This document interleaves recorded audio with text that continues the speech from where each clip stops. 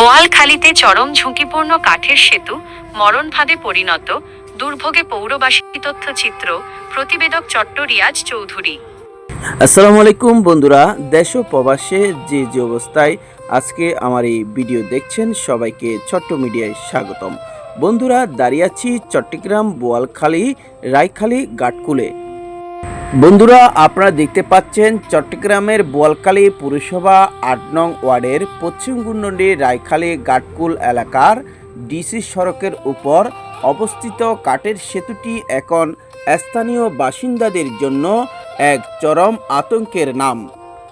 দীর্ঘদিন ধরে সংস্কারের অভাবে সেতুটি অত্যন্ত জরাজীর্ণ ও ঝুঁকিপূর্ণ অবস্থায় পড়ে রয়েছে, যার ফলে নিত্যদিন যাতায়াতে চরম দুর্ভোগ পোহাতে হচ্ছে হাজারো মানুষকে।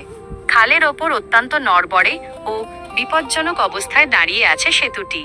সেতুর মূল কাঠামোর ওপর জোড়াতালি দিয়ে বিছানো কাঠের তক্তাগুলো ভেঙে ও চটে গিয়ে বড় বড় গর্তের সৃষ্টি হয়েছে।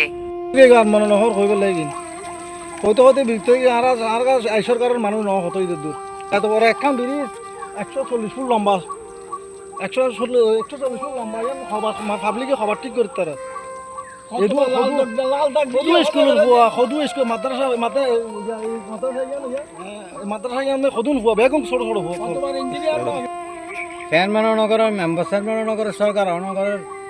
দূরে দেওয়া পাওয়া যায় খবর। মানে দুর্ভোগতা আছে দোনো ভাষার মানুষ, সাতপুরা গুমনন্ডির মানুষ।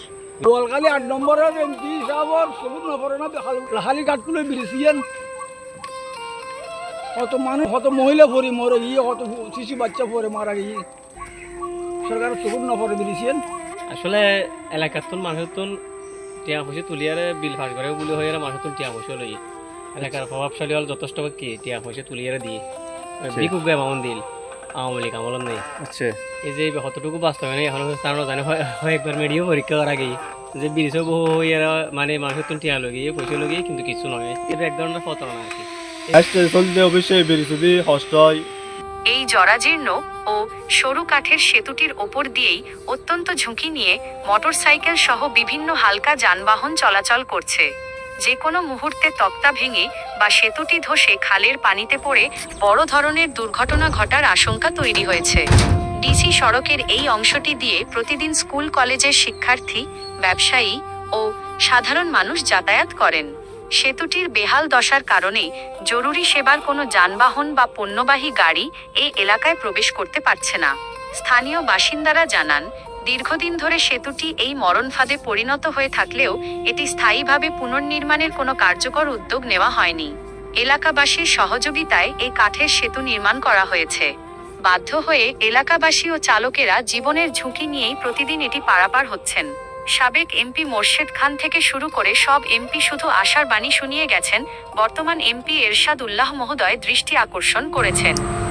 পশ্চিম গুন্ডন্ডি রায়খালী ঘাটকুল এলাকার সর্বস্তরের জনগণ এবং ভুক্তভোগী সাধারণ মানুষের সংশ্লিষ্ট কর্তৃপক্ষের কাছে জোর দাবি জানিয়েছেন যেন এই জরাজীর্ণ ও ঝুঁকিপূর্ণ কাঠের সেতুটি দ্রুত অপসারণ করে সেখানে একটি টেকসই ও আধুনিক আরসিসি বা ফিসি গার্ডার পাকা সেতু নির্মাণ করা হয়।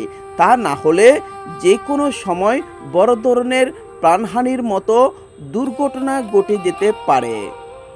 চট্টগ্রাম বোয়ালখালী ৮ নং পুরসভা রায়খালী ঘাটকুল থেকে চট্ট রিয়াজ চৌধুরী, চট্ট মিডিয়া।